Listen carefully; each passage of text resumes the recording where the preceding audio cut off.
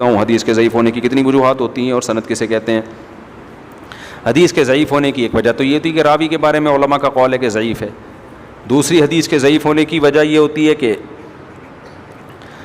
اس میں کوئی ایسی خفیہ علت ہوتی ہے جس کو محدث ہی سمجھ سکتا ہے, اس کو کہتے ہیں معلول حدیث ہے.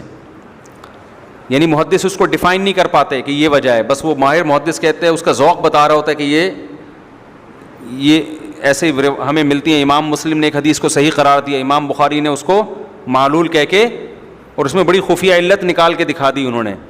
تو یہ بہت ماہر فن کا کام ہے. آج کل لوگ کیا کر رہے ہیں, جو یوٹیوبرز ہیں نا, بیٹھے ٹھک سے گوگل پہ لکھا ضعیف تو فتویٰ دے دیا کہ یہ کیا ہے ضعیف, ٹھک سے گوگل سے پوچھا اس نے لکھا صحیح ہے, فتویٰ دے دیا کیا ہے. اتنا آسان ہوتا تو محدثین نے اس میں عمریں نہ کھپائی ہوتی, علم حدیث کے 2-2 3-3 سال کے تخصصات نہ ہوتے ہیں. سمجھتے ہو کہ نہیں سمجھتے؟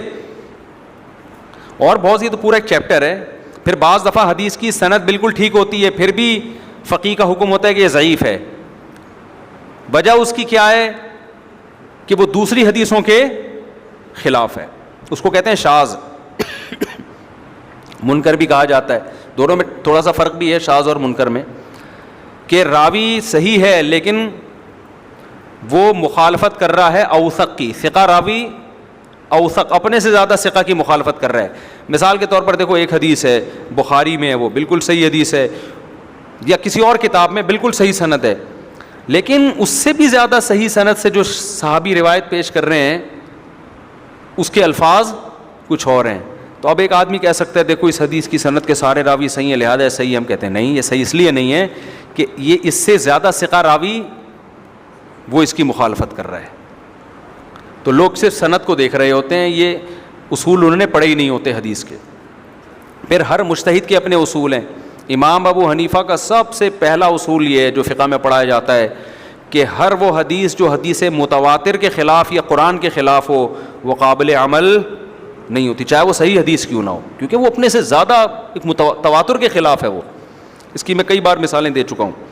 سنن نسائی میں حدیث ہے کہ میرے بعد 12 خلفاء ہوں گے. تو علماء دیوبند کا 12 اماموں کے متعلق کیا خلیفہ ہے جن کے بارے, یہ جو 12 خلیفہ ہے نا, یہ وہ والے خلیفہ نہیں ہیں جن کو شیعہ لوگ اپنے خلیفہ کہتے ہیں. سمجھتے ہو؟ یہ وہ والے خلفاء اس سے مراد نہیں ہیں. خلیفہ کی ڈیفینیشن جس کے پاس حکومت ہو, جو بھی حاکم ہوگا وہ کیا ہوگا. تو 12 جو بھی حاکم امت مسلمہ میں آئے ہیں خلفائے راشدین اور ان کے بعد, وہ سارے اس میں شامل ہیں. غیر مسلم کا سوال یہ ایسا ہی ہے جیسے ایک صاحب نے میں نے ایک صاحب سے کہا کہ بھائی آپ پرانے زمانے میں نا 10-12 سال ہو گئے, میں نے کہا آپ سگنل پہ رکا کرو, وہ سگنل پہ رکتے نہیں تھے. تو کہنے لگے میں نہیں مانتا اس حکومت کو. میں نے کہا اللہ نے حکومت کی اطاعت کا حکم دیا نا ہمیں, انتظامی چیزوں میں اللہ نے حکم دیا کہ اولی الامر کو فالو کرو, تو حکومت کو آپ کو فالو. کہہ رہے وہ جائز حکومت ہے, میں ناجائز حکومت کو نہیں مانتا. میں نے کہا دیکھو حاکم کی ڈیفینیشن کیا ہے, جس کے پاس پاور ہو. اس کا نیک اور برا ہونا ایک الگ کہانی ہے. حاکم کی ڈیفینیشن یہ نہیں ہے کہ وہ صحیح طریقے سے آیا ہو یا غلط طریقے. جو آ گیا نا, جب چاہے مارشل لا لگ جائے, اب اللیگل ہے نا دنیا میں مارشل لا, لیکن جب لگ گیا ایک پاور کوئی آرمی کے پاس آ گئی, یا کوئی دھاندلی کر کے وزیر اعظم بن گیا تو بن گیا, بھلے دھاندلی سے بناؤ, ہیرا پھیری سے بناؤ. یہ جو سیاستدان کہہ رہے ہوتے ہیں نا ہم ناجائز حکومت نہیں مانتے, تمہارے باپ کو بھی ماننا پڑے گا چاہے جائز ہو یا ناجائز ہو. اس لیے کہ جب حکومت بن گئی بھلے غلط طریقے سے بنی, اسلام کہتے ہیں جب پاور اس کے پاس آ گئی ہے تو ڈنڈا جس کے پاس ہوگا حاکم وہی ہوگا, چاہے سیاسی طریقے سے آئے, ووٹ کے ذریعے آئے, یا جبرن مسلط ہو جائے. بخاری کی حدیث ہے اسمعوا واطیعوا ولو سلط علیکم رجل حبشی کأن راسہ ذبیبہ. یہ تو ووٹوں میں دھاندلی کر کے آیا, بخاری میں تو اس سے آگے کی بات ہے. فرمایا حبشی غلام جس کا سر پچکا ہوا ہو نا, یعنی پرسنالٹی نہیں ہے, کہیں سے لگتا ہی نہیں کہ یہ ہمارا حاکم بن سکتا ہے, اور وہ دھاندلی کر کے نہیں, جبرن لوگوں کا قتل کر کے لڑ کے بالکل ظلمن جب مسلط ہو کے حاکم بن گیا, تختہ اقتدار اس نے اپنے ہاتھ میں لے لیا, اقتدار ہاتھ میں لیا, نبی نے فرمایا اس کو تم نے کیا کرنا ہے, فالو کرنا ہے. سمجھ میں آ رہی ہے بات کہ نہیں آ رہی؟ اب تم نے فالو کرنا ہے. تو اسلام نے ایسا حکم دیا کیوں؟ اس لیے حکم دیا کہ بھائی جو بن گیا ہے اب انتشار پیدا نہ کرو. اسلام اجتماعیت کو پسند کرتا ہے کہ اجتماعیت برقرار رکھنے کے لیے نااہل کو بھی برداشت کیا جائے گا. غیر مسلم کا سوال اسلام میں سود کھانے کا بہت لمبا جواب ہے. اگر کوئی سگریٹ فروخت کرنا مکروہ ناپسندیدہ ہے, آمدن جائز ہے اس کی مجبوری میں, لیکن بہتر ہے کہ نہ کرے یہ کام. بھائی اشفاق صاحب کی والدہ کی صحت یابی کے لیے دعا کریں, کاروبار میں برکت کے لیے دل سے دعا ہے, اللہ ان کی والدہ کو صحت عطا فرمائے اور ان کے کاروبار میں برکت عطا فرمائے. بہت ہو گیا یار. ایک صاحب مجھے اپنی بیٹی کا رشتہ دے رہے ہیں اور کہہ رہے ہیں میں خود تمہیں کاروبار کرا کے دوں گا. کیا میں اس کی بیٹی سے شادی کر لوں؟ کچھ لوگ کہہ رہے ہیں اس طرح تمہاری بیوی کی نظر میں تمہاری کوئی عزت نہیں ہوگی, اور یہ کہہ رہے ہیں میری عمر 40 سال ہو گئی ہے, ابھی تک شادی بھی نہیں ہوئی, رشتہ ہی نہیں مل رہا. فوراً سے پہلے کرو ایسی شادی. بھائی بہتر تو یہ کہ اپنے خرچے پہ کرو نا, لیکن نہیں ہو رہی تو جہاں ہو رہی ہے وہاں کر لو.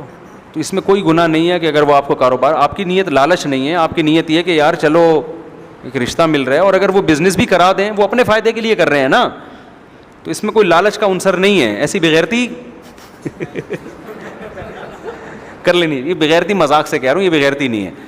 تو اس میں کوئی حرج نہیں ہے. بعض دفعہ لڑکی والوں کا مفاد ہوتا ہے, ان کو بندہ سمجھ میں آ رہا ہوتا ہے, اچھا لگ رہا ہوتا ہے, لیکن غریب ہوتا ہے, بیٹی مالدار ہوتی ہے, وہ کہتے ہیں کوئی بات نہیں, بندہ ٹھیک ہے, لالچی نہیں ہے, کوئی بات نہیں, شادی کر لو, ہم کاروبار کرا دیں گے. تو اس میں کوئی گناہ نہیں ہے, کوئی حرج نہیں ہے. آپ میں لالچ نہیں ہونی چاہیے پہلے سے. اب ملی ایسا رہا ہے تو یہ تو پھر اللہ کی نعمت ہے نا, فری پاکٹ میں مل رہا ہے. کمال کی بات ہے, ہم نے اتنی کی, ہمیں ابھی تک کوئی ایسا افسوس ہوتا ہے ایسی باتیں سن کے. اچھا بھائی وسیم احمد نواب شاہ سے 7 ماہ کی جماعت میں آیا ہوں, پرسوں زیمبیا کی فلائٹ ہے. بھائی یہیں سے ملاقات کر لیں. میں ملاقاتیں کر کر کے تھک کے ڈپریشن میں جا کے اتنی ڈپریشن میں چلا گیا ہوں نا. کل جامعہ میں کیا ہوا ہے, میں چھینکیں آنا شروع ہوئی, زکام ہوا, نماز پڑھنا مشکل ہو گئی, مجھے چھینکیں آ رہی تھیں. میں چلا گیا اپنے آفس جو وہاں جو دارالفتہ, وہاں چھینکیں آ رہی ہیں, کھڑا ہوا ہوں, تھوڑا دھوپ لگے گی. ایک طالب علم آیا, مصافحہ کرنے لگا. میں نے کہا یار حالت دیکھو میری ابھی. پھر سیلفی لینے لگا, میں نے اس کو تھوڑا پیچھے کیا, پھر دوسرا آیا, پھر تیسرا. پھر مجھے غصہ آنے لگا کہ یار میں تھوڑا سا تو بیٹھنے دو یار, کوئی حالت دیکھو. پر اسی حال میں تصویر بھی لے لیتے ہیں بعض دفعہ, ناک بہہ رہی ہے, مسلط ہوئے ہوئے ہوتے ہیں. اتنے میں ان سے فارغ ہو کر گیا, 6 آدمی پیچھے آ رہے ہیں چلتے ہوئے. تو یہ نا آدمی 2-4 دفعہ تو ہوتا ہے بالکل, بہت پھر آدمی ٹینشن میں جاتا ہے. تو اگلے کا خیال کرو. تو جو بھی بھائی جماعت میں آ رہے ہیں, بہت خوشی ہوئی ماشاءاللہ, اللہ آپ کے ایمان میں برکت دے, دل سے دعا کر رہا ہوں, اور اللہ آپ کا چلنا قبول کرے. کیونکہ جماعتیں اب تو روز ہی آ رہی ہیں الحمدللہ, اچھی بات ہے. لیکن میں تو نہیں مل سکتا نا, میں تو زیمبیا تھوڑی جا رہا ہوں, میں تو یہیں پر ہوں. تو دل سے دعا کرتا ہوں اللہ آپ کو برکتیں دے اور آپ کے نکلنا قبول فرمائے. تبلیغ میں دعائیں بہت قبول ہوتی ہیں, یہ مشاہدہ ہے. جب بھی آدمی اللہ کے راستے میں نکلتا ہے نا, دعائیں بہت قبول ہوتی ہیں. تو آپ پاکستان کے لیے بھی خاص دعائیں کریں. کون جا رہے ہیں, اس کی پرچی دی کس نے؟ اچھا آپ لوگ جا رہے ہیں, ٹھیک ہے نا. بس دعاؤں میں یاد رکھیں. بلوٹوتھ کے ذریعے ہمارا سلام ہو گیا, اللہ جزائے خیر دے, ناراض نہیں ہوئیے گا. مجھے تعویذ پینا پسند نہیں ہے, لیکن میری امی مجھے زبردستی کہتی ہیں کہ تعویذ 1875 ورلڈ ایسے ہوتے ہیں, تو کوئی نہ مانے امی کی بات. ایسے امی کی بات ماننا لازم نہیں ہے ایسی چیزوں میں. کسی کے انتقال کے بعد اس کی قبر کا مزار بنانا جائز نہیں, حرام ہے. جس مکاتب فکر کے نظریہ ٹھیک نہیں ہے تو ان کے انتقال کے بعد دعائیں مغفرت, اگر وہ بالکل ہی مشرک تھے تو پھر تو دعائیں مغفرت جائز نہیں ہے. اگر بدعتی ہے تو جائز ہے دعائیں مغفرت کرنا, مسلمان ہیں. قیلولے میں نیند لینا ضروری ہے, تھوڑی دیر لیٹ جانا بھی کافی ہے. اگر نیند نہیں آ رہی تو لیٹ جائیں تھوڑی دیر, اچھا ہے. تو سو جائیں تو زیادہ اچھا ہے. شرعی پردہ کرنے والی عورت اگر بیمار ہو جائے تو ایمرجنسی میں پردہ کیسے کرائیں گے؟ جتنا پردہ ممکن ہے کرائیں, جو ممکن نہیں ہے چھوڑ دیں, بس اتنا. جو وہ تو اسی وقت آپ فیصلہ کریں کتنا ممکن ہے. اگر کسی شخص یا کسی علماء کا نمبر مانگے اور ان سے پوچھ کر دینا چاہیے, بغیر پوچھے بھی دے سکتے ہیں. ان عالم سے پوچھیں کہ آپ کا نمبر پوچھ کے دیں یا بغیر پوچھے دیں. میں نے اپنا نمبر نیٹ پہ ڈالا ہوا ہے, سب کو دیا ہوا ہے, کیونکہ میں فون اٹھاتا ہی نہیں ہوں, تو اس لیے مجھے نمبر دینے میں کوئی ٹینشن نہیں ہوتی. بہت مشکل سے اٹھاتا ہوں, بہت ہی مشکل سے. اگر کوئی کسی شخص کا اگر کسی کو جماعت کی نماز میں 2 رکعت نکل گئی تو جو بعد میں 2 رکعت پڑے گا اس کو ثواب ملے گا, یا جو امام نے شروع کے 2 رکعت؟ جماعت سے صرف ان 2 رکعتوں کا ثواب ملے گا جو اس نے امام کے ساتھ پڑھی ہیں. جو الگ سے پڑھی ہیں وہ جماعت سے نہیں کہلائیں گی.